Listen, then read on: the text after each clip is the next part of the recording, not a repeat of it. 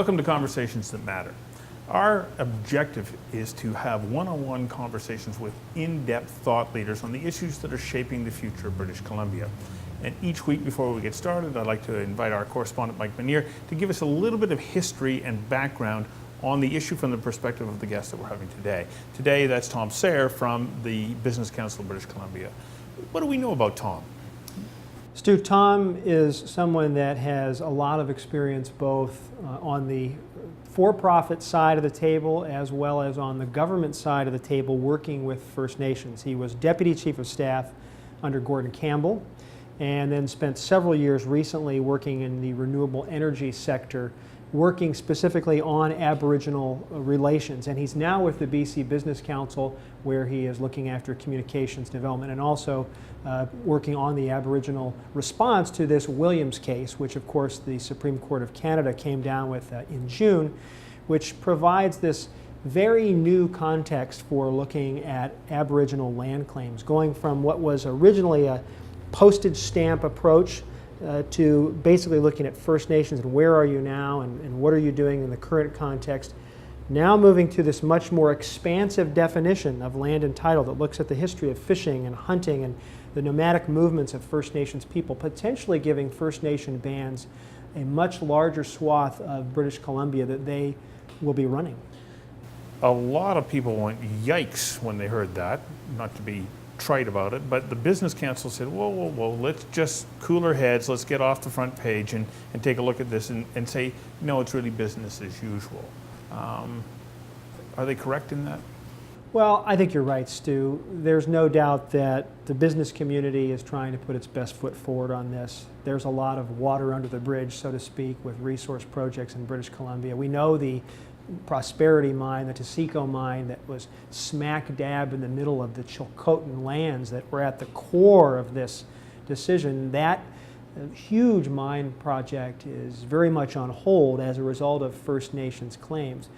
But the Business Council and Tom Syer in particular have said, look, yes, there are concerns that this could freeze economic opportunities, mind you, at a time where we're still very much in an uncertain economic world. But he's also done some wonderful blog posts on the BC Business Council website, noted that there are lots of opportunities within this court ruling, that if you look at business from a cooperative approach, if you seek to engage First Nations first before you even start your planning process for a project, that there are lots of economic opportunities.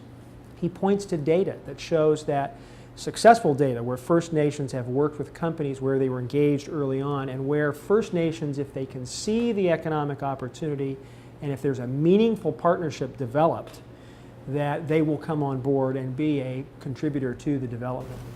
Well, on that note, let's go to that conversation that I recorded with him on August the 11th right here at La Cigale. Thank you for joining us. Thanks for having me.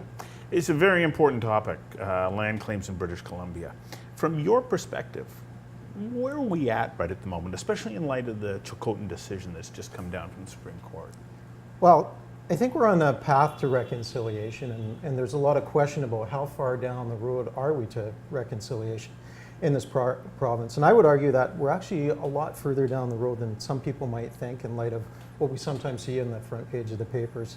I think we're actually a long way down the path to reconciliation, and there's lots of interesting things happening on the land base, some good and some challenging from a Business Council perspective. It's interesting that you say that because there are some people who will go, well, no, the elbows have just come up and we're actually nudging ourselves a little bit further apart.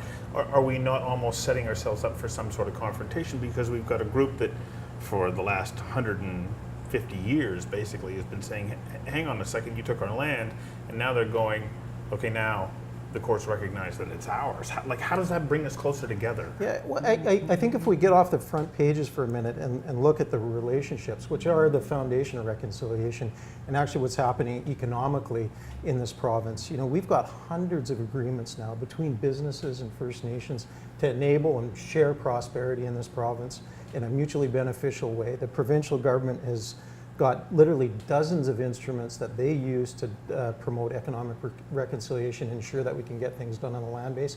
And I actually think that's the storyline that's missing from the headlines.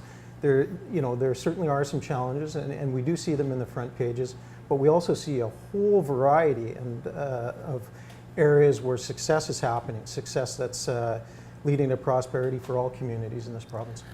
Business leaders, the people who have the resources, financial resources, to be able to invest in big projects in British Columbia, though, they read the newspaper. They tap into the zeitgeist that is here and say, maybe I'll wait.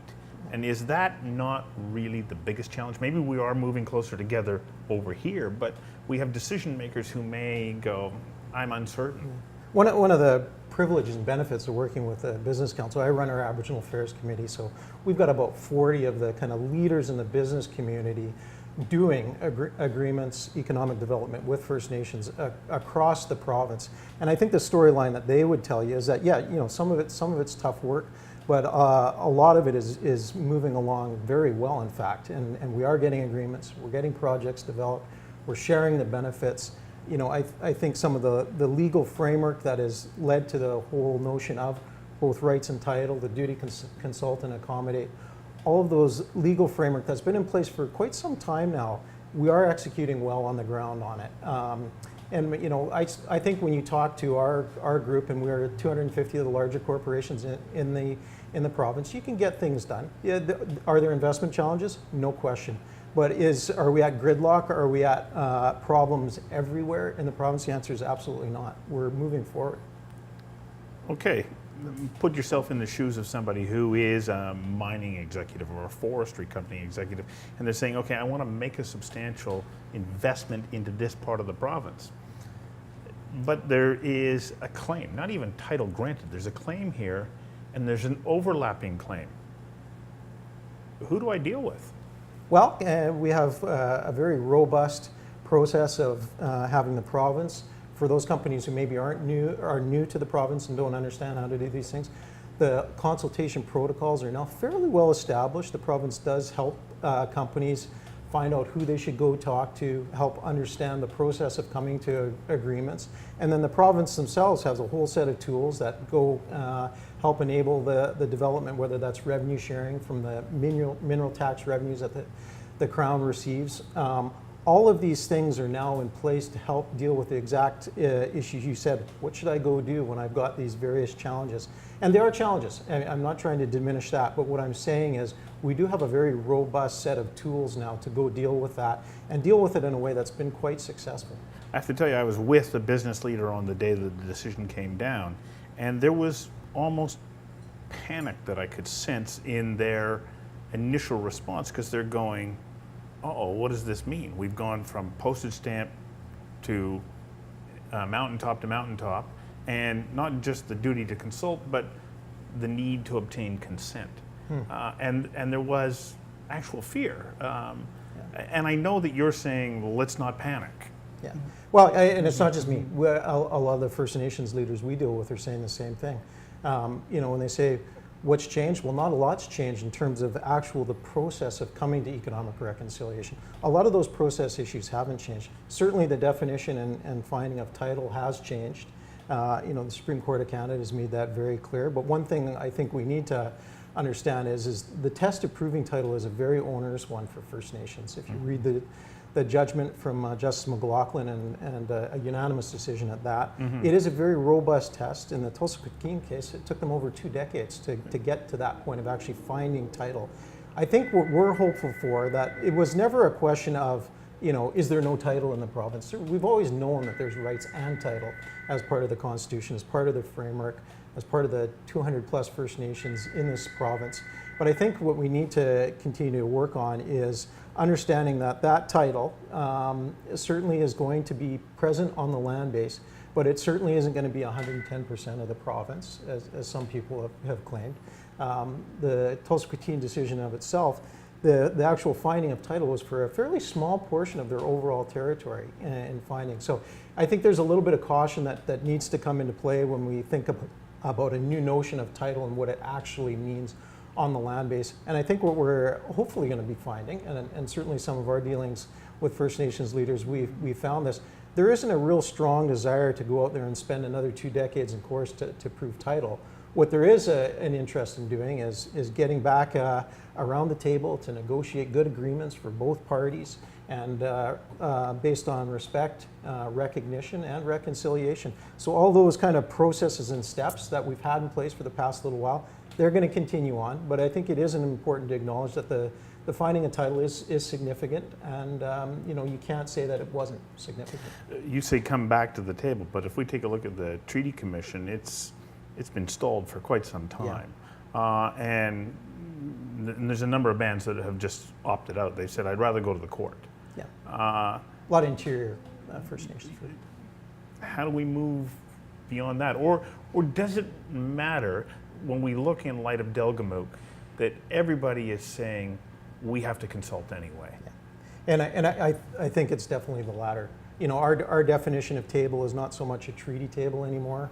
It's whether you want to call it a reconciliation table under the new relationship, or an economic reconciliation, or just frankly good business practice in this province. That's the table that our business leaders are convening with First Nations across the province on a range of projects. Whether it's a new resort or a new mine or a hydro project or a wind farm. All of these things are now being discussed, conversed around a table, and from our perspective, the challenges that are out there are real, but the benefits are also real, and they're being realized. So as a business leader, how do I move forward now? Do I have to have 3 streams of engagement? Before there was me, there was the government, and now there has to be a third stream of engagement. How do we make that work? Yeah, I think we would probably argue that the engagement size hasn't fundamentally changed. Over the past 10 years, we've seen this progressive shift towards sitting around and working out economic, environmental, social issues with respect to project development in this province. Yes, there's an economic component to it. Yes, there's an environmental component to it. Yes, there's a social component to it. And what we have seen is this buildup over time of literally hundreds of agreements now in the province being implemented, being operationalized, that allow projects to move forward in a way that's beneficial for everybody. So when you say, well, what's fundamentally changed? I think our belief is that we've got a pretty robust system in place already, that a lot of the fundamentals aren't going to change and don't need to change, really. What happens, though, if the province comes along and says, okay, we're in agreement, we're working together on this. We as a province need to derive this amount of revenue for us to be able to handle all the work that we have to do as the government of the province of British Columbia. The First Nation says, well, we need to derive this amount of revenue to meet even the test from Justice McLaughlin that says that the current and future generations can benefit from the land. And then industry says, but there's not enough for us to justify this. How you divvy up the pie, the resource rent, as the economists like to describe it as. I think you've actually touched upon one of the bigger challenges, maybe the biggest challenge coming out of this decision, is there are potentially going to be some implications for government and how they looked at revenue sharing. They looked at revenue sharing on a certain basis, a certain understanding of title, and that's changed. How much will government have to change to meet what is probably a new test around that right now? I think we would argue probably not as much as people think. Currently, for example, in the mining sector, 37.5% of all the mineral tax that the provincial crown comes in can go out to First Nations. Will that need to move up in areas where there's strong, strength of claim or a title? Possibly.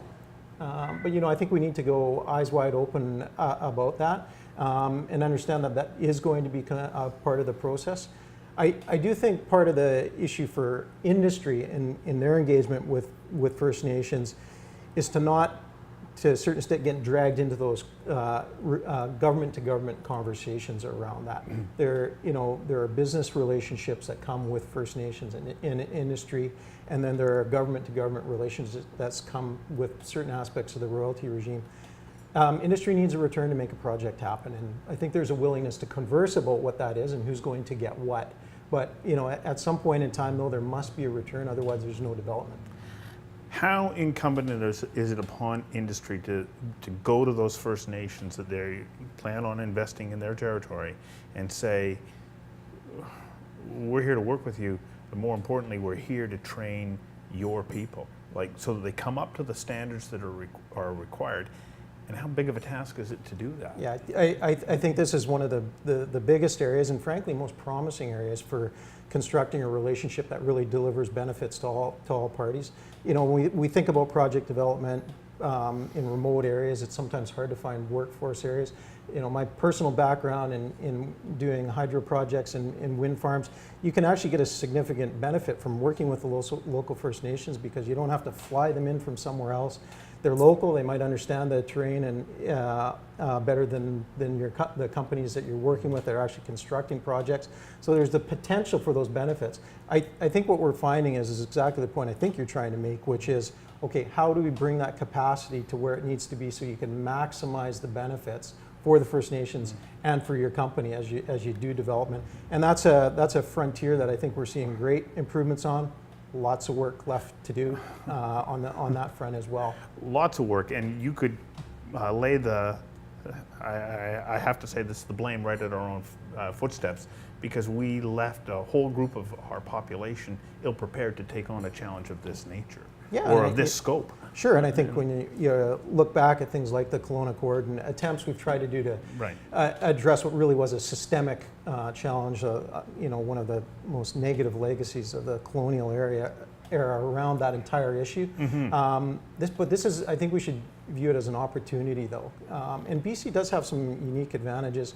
Across the country, we've got the highest high school completion rates of any First Nations groups in Canada. We do see some really interesting opportunities there to really look at BC in a positive light, accelerate some of the stuff that's happening on the capacity development side. You know, we've got the new Relationship Trust Fund that was established to help with exactly that issue. You know, I think this is one area where there's lots of, you know, roll up your sleeves and get it done work that needs to happen and is happening, but it definitely still remains a big challenge. So we look at this as being a provincial issue in many ways, but it's also a federal issue. Where do the feds come in on this? Yeah, well, we're at the Business Council, we're big fans of Doug Eiford's report, the recent report commissioned by the Prime Minister to come and take a look at what's happening on the West Coast, you know, broadly speaking around market access issues for our energy products. And, you know, I think he produced a really interesting report that sent, you know, in a very positive light in our mind, a direction to Ottawa. You need to be more engaged here on the ground with actually what is happening economically, to work much more collaboratively with First Nations and the province to deliver new programs. Think a little bit differently about how your role and your responsibility as the Crown to helping First Nations both realize the benefit and also meet your agenda. You know, the federal government's got a big agenda for energy and other development, the gateway to the Pacific that you know, we're certainly big fans of, and that there should be a benefit set that's derived by First Nations from that initiative. And I think Doug's report and some of the recent announcements that we've just seen from the federal government on trying to implement and bring new tools to the table, incremental treaty making opportunities that the federal government perhaps hasn't had in the past. We think this is the direction that should be happening. We'd like to see the federal government be doing a lot more on the ground. So, in light of the decision, if we take a look at the history leading up to it, especially Delgamuukw, which started to move us down the track of consultation, not necessarily to get consent, but just shy of that. So we're already moving in that direction. There was a little bit of a, what does this mean? It sounds to me from our conversation that you believe that business has very quickly come to an understanding of what this means and gone, okay, it's still all systems go. Yeah, and I think the market response, if you want to call it that, over the last 15 years is based on the opportunity that is here. Is that I think what one would hope and expect from the business community, which is to understand the issue, engage, and try and move forward in a way that allows projects to happen. And we've seen success in this area. There's no question in my mind we've seen success in that area. And industry's gone a long ways down that road over the last number of years, in our opinion. Will industry be in a position where they're going to have to say, well, here's the provincial legislation, but here's the First Nations restrictions around the way that we operate, Yeah. which may be slightly at odds with the provincial government? Are they going to have to work with these two streams of governance in a particular area to figure out what's going to work for that project? Yeah, and I think this is where we get into some of the heavy lifting that our expectation government would be on this relatively quickly coming out of the Tsilhqot'in decision. You know, we saw a few weeks back now that the Tsilhqot'in put out their kind of mining protocol, how they expect mining to happen in these specific areas. And now I think what business needs is they need certainty, and certainty from a regulatory framework means understanding exactly what the rules are. So this is the type of work that I think we'd expect the province to be engaging with First Nations on, and doing that work very, very quickly. So when you look to the future, when it comes to the land claims issue, what does British Columbia look like 25, 30 years out from now? I think on the land claims issue, I think we are going to see some more treaties. I don't think we're going to see a lot, but I think our hope is 20 years out, we're going to see one of the most robust expansions of businesses in First Nations communities in a very surprising way. We already see it to a certain extent right now, but I think we're going to see a real proliferation of First Nations businesses going forward. Some of which, yes, will be based on how they operationalize and understand title and high strength of claims areas. I think that's some of the First Nations will do an effective job at learning to leverage that in a more significant way than they have to date. But I think it's already the stuff that's already happening on the land base. 20, 25 years from now, I think we're going to be talking about successful global partnerships, and hopefully BC as a bit of a case study on how you can move forward, solve some of the social problems. Again, back to some of the conversation we started off with, that we do see as a country. It's not acceptable that we don't have the same health outcomes, the same educational outcomes in First Nations communities in a country as wealthy as Canada. And I think if we do this right, economic reconciliation must be the core component of advancing that. Yeah, it will be the core of it. It's I guess the hub that all others are attached to. Yeah. Thank you very much. Thanks Thank for joining you. us. My pleasure. Yeah.